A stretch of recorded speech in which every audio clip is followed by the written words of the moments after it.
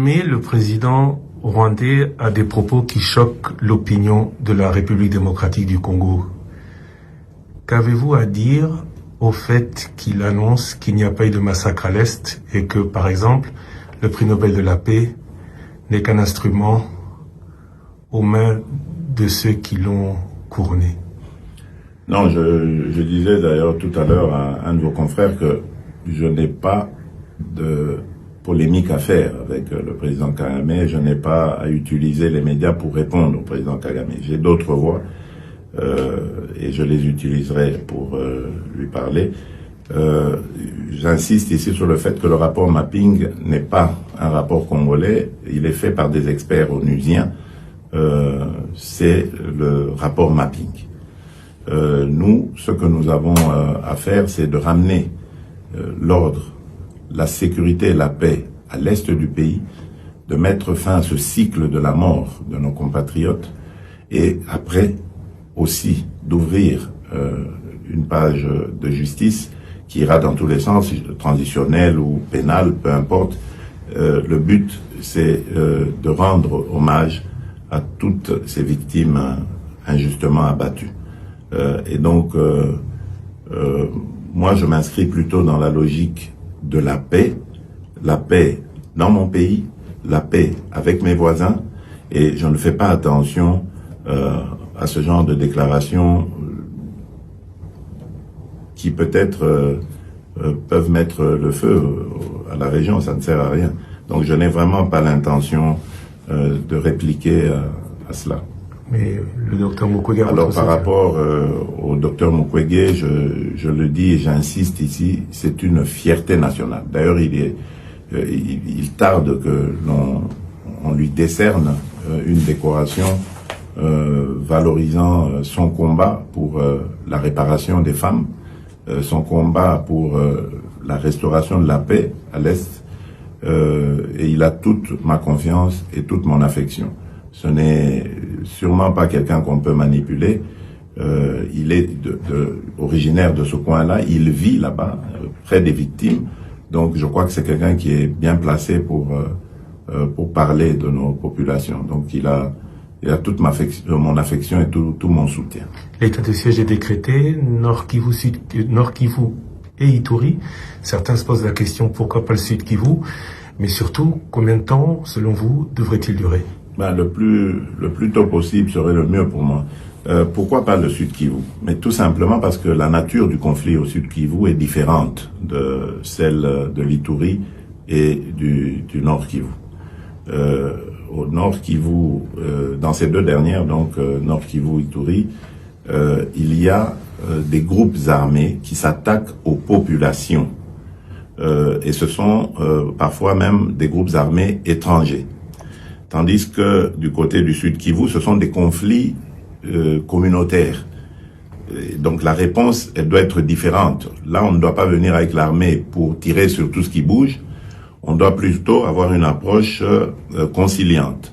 Leur apporter des réponses, par exemple, vis-à-vis de la présence de l'autorité de l'État, parce que c'est ça aussi qui fait que beaucoup de choses vont dans tous les sens. La réponse à leurs problèmes. Il y a souvent des conflits parce que le bétail des uns va brouter les champs des autres. Et donc voilà, c'est des choses comme ça qu'il faut régler, apporter une réponse au manque criant d'infrastructures, lutter contre la pauvreté, les difficultés qu'il y a là-bas, les manques de centres de santé adéquats, de routes, etc. Donc voilà, c'est des réponses comme ça qu'il faut apporter, tandis que en Ituri et au Nord Kivu, il faut une réplique militaire et de grande envergure. Vous avez un nouveau gouvernement. Le FCCK s'est terminé, définitivement. C'est une question.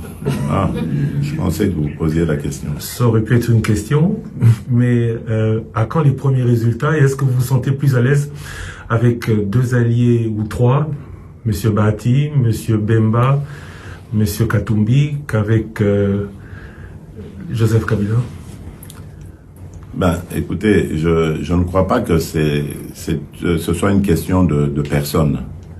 Une coalition, c'est une question d'objectif. On coalise avec ceux qui regardent dans la même direction que soi, n'est-ce pas? Et à un moment donné, au moment de faire la coalition FCC-Cash, nous nous étions mis d'accord. Je vous rappelle que nous avons un programme commun. Et au moment de le dérouler, ce programme, il a commencé à y avoir des problèmes de crocs en jambes, etc. Je ne vais pas y revenir. Mais c'est ça qui a provoqué le divorce. Maintenant, nous avons de nouveaux alliés, et là aussi, nous sommes d'accord pour regarder dans la même direction. Sauf que là, c'est moi qui ai indiqué la direction. Ce n'est plus comme avant, où on était ensemble à indiquer la direction. Ici, je l'indique seul.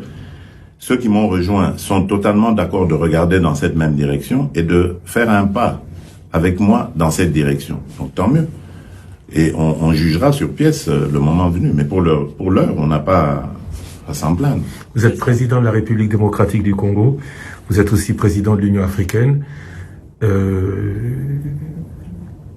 Les Congolais se posent la question de savoir quelle est la charge la plus importante. Les deux, parce que une République démocratique du Congo sans l'Afrique, ça sert à rien. Et une Afrique sans la République démocratique du Congo aussi, ce serait un vide important, toute modestie gardée.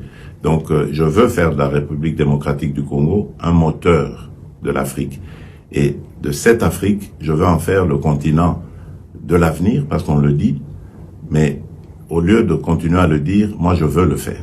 En tout cas, y contribuer. Je ne dois pas être prétentieux pour dire que je serai toujours là, mais au moins je vais contribuer à ce que l'Afrique devienne le centre du monde. Monsieur le Président Tshisekedi, je vous remercie. Merci. Jusqu'à quand état de siège à l'est de la République démocratique du Congo? Et pourquoi pas au sud Kivu?